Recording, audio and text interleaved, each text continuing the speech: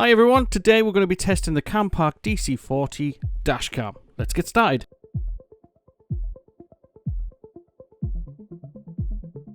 Okay then, let's get started and let's see what's in the box. Nicely packaged, well done Amazon. Let's get this out. Don't need that. Okay, so we have the DC40 4K 1080p Campark camera. So this is obviously a parking monitor and it will keep your car guarded when it's parked, secure your vehicle with an additional eye. So it's also got a G-sensor lock function as well, so any unusual shaking or rapid acceleration, deceleration, that too will be recorded. It also says here we have it comes with a seamless loop recording, so the camera will loop back to the earliest video when storage fills up, so you never have to worry about your storage space. And it will also do the 1080p recording. It will cover both front, inside a vehicle as well. So, plastic wrapped. So if your package does get left outside by the delivery guys, it should be okay. Let's get my fingers in here.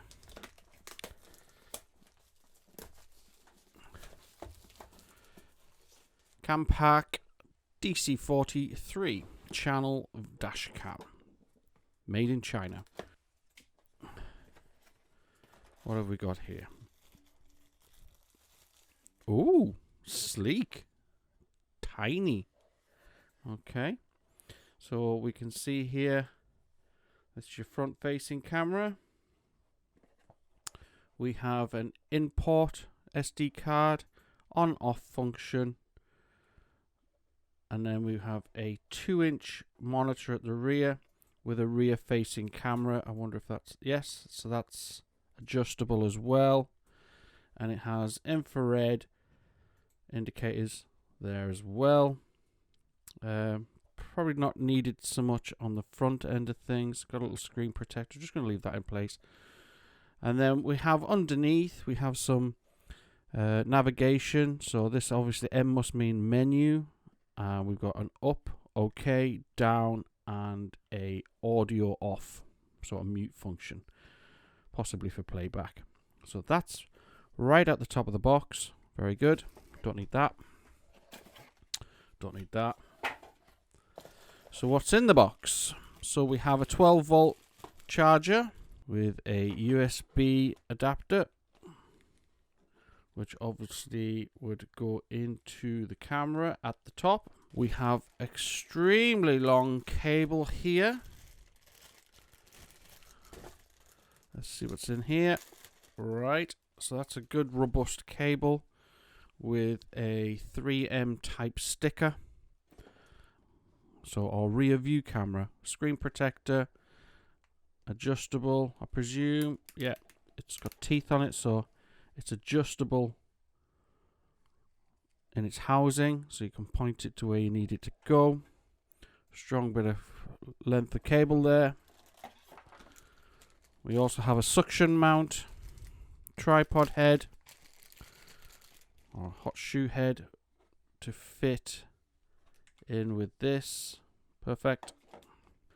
What have we here? This looks like a head release clip and some sticky mounts for cable management. Okay, very good. Inside the box, that's empty, don't need that. We now have the instruction manual. So we've got all the important notices, everything like that, product diagram. So yeah, basically everything that we just said there. TF card slot. So it's a micro SD. On the listing, it also says what type of SD cards to choose and what maximum capacity that is. So we've got the power on, M button. So when on the M button underneath, you can then do a long press, which will switch to the cycling mode. When it's in playback, a long press it to enter recording mode again, and it will record a video immediately. In any of the three modes, a short press to enter the menu mode and a short press to exit again. So it's showing you then how to route your cabling around the dashboard. So wherever your input port is, so this is obviously your cigarette charger lead, and you feed it round into the housing of the vehicle. Playback mode, video settings, etc, etc. So you got resolutions, Ultra HD, 25 frames, etc. Loop recording, on off. So it's got a 3 minute or 1 minute, or sorry, I'll start that again. It has an off, and it has a 1 minute, 3 minute, and 5 minute loop recording. We've got the beep sounds on and off, so there's some audio feedback as well. Photo settings, so you can enter a picture capture mode as instructed. Sequence on off. So yeah, it's quite detailed in terms of instructions, and it's in perfect English as well, not trianglish, where they obviously run it through a translator. So no, this is actually in genuine English. So I'm going to get this set up to the camera, to the vehicle. Not sure how I'm going to feed this through the vehicle as yet. Not sure. I might have a think about that, because that has to come directly back in to the camera here on the setting. So we have a cam adapter. So again, that's 2 cables that's getting fed into the camera. So we have a cable from the top for your rear view, and we have a cable for your power, which is, yeah, it is what it is. So I've installed it. It was really simple to do, actually. One of the things I had to do was replace a fuse, because I'd blown a fuse in my cigarette charger lighter thing. But let's do a bit of reversing. Let's see what this video content looks like. So I'm looking at you on my action camera. Safety first, seatbelt. So I fitted this to a Ford Focus 2007 model. Really easy, just fed it through. Pushed all the cable underneath the ceiling pan. Basically, you just tuck it in underneath. There's not a lot of things under there, trust me people. If you want to just hide the excess cable, just pull it down a little bit, push it all in, and then just leave what else that you need. So we're going to go for a little spin. I've only used the head unit. I haven't used the reversing camera, because I'd have to drop everything, pull all this out, run the cable through.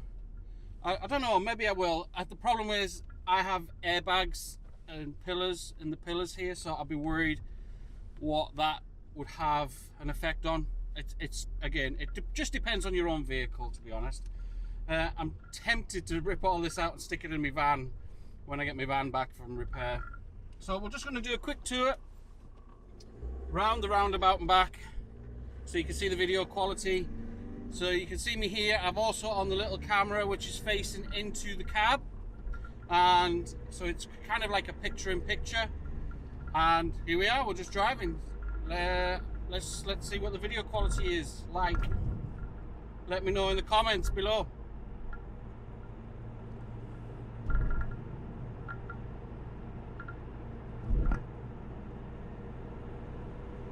I'll speed it up. In fact, you don't need to see it all, do you? You only need a couple of minutes to have a look.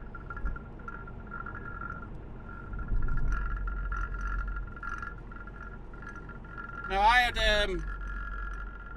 8 gig disc sitting about, which to be fair is giving me, it says it's going to give me about, oh, it doesn't say actually. Does it have a runtime? I can't tell. It is recording, it's doing a countdown. It doesn't have GPS coordinates on there. I haven't set the date up yet, I literally just plugged it in. So there's settings to go through that I could be doing, which would be beneficial for evidential purposes if you are involved in a vehicle accident. So you've got the date and the time that it happened and everything. Once I get back, I will set that up. It's currently showing the 30th of September 2020. That's not today's date.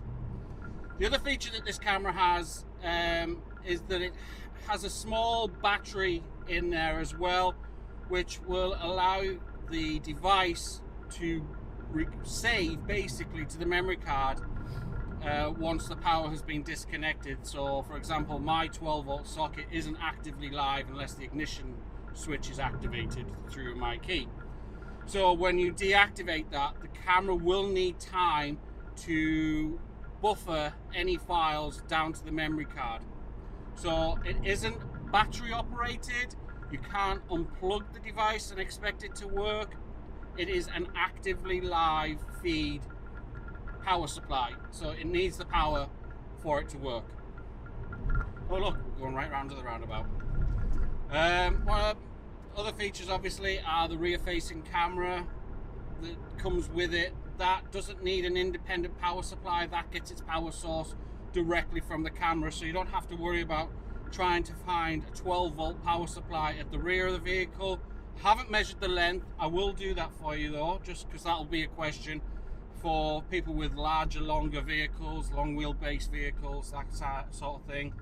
I don't think it would be suitable for motorhome users because those are quite lengthy. But as I said, once I get back, I will give that a measure as well. So just doing a quick loop, going back. It's been recording for 3 minutes. But it's actively recording now for coming up to, let me see here. Oh, that's just the time. I thought it was a timer space on the, so again, I need to set up the time. It's currently saying it's 6:05 in the morning. It ain't, it's about 12:05.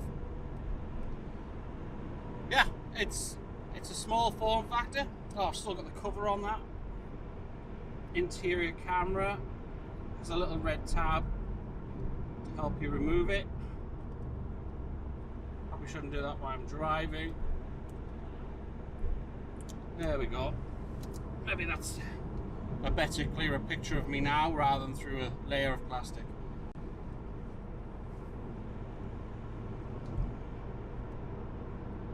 There's an angle element to it, so you can pivot it downwards. You can do a left and right on the suction mount head as well, and the internal camera that faces the cab, that also can pivot down and up, so you've got a bit of tilt on there as well. Now, why does it need an interior camera? Just to prove if you're in an accident, you're completely aware that evidence then shows that you were looking facing out, you were actively aware of the situation that you were driving into. So if a third party then does hit you, you have the defense to say, I was aware, I wasn't distracted, I wasn't on my mobile phone, I wasn't playing with my stereo, anything else like that. So you've got that self-defense there for a court case should it result in that. Dash cams, amazing footage that you see on these Russian ones. Plenty of videos on YouTube to show you that. But this will just capture all the ins and outs of stuff. So apparently, if it's actively live, has a live power feed from your starter battery, then if the vehicle is knocked or anything else like that, it will start recording as well. Unfortunately, mine's just coming through my 12-volt socket, commonly known as the cigarette lighter socket back in the day. Mine just comes from that, so when the power's off, so is that socket, and I have no intention of changing it. This vehicle isn't that expensive. I'm not too worried about it if somebody knocks it. Please don't, though. Don't see that as a challenge. Okay, so we've got some workmen crossing the street, doing some repairs in my local area, giving the bollards a wee wash. So I'm just going to slow down, give them a nod, let them know that I'm aware of them, so it gives them some comfort. Just going to indicate right here.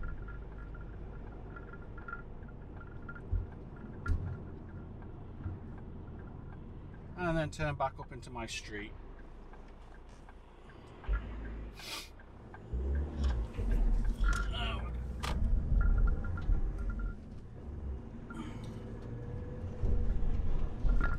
Rice there. It's currently 2 degrees centigrade where I live. Not sure what that is in Fahrenheit.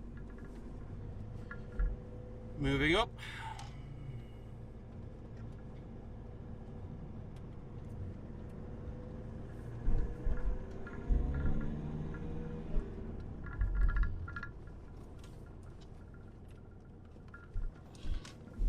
And that's this part of the review done.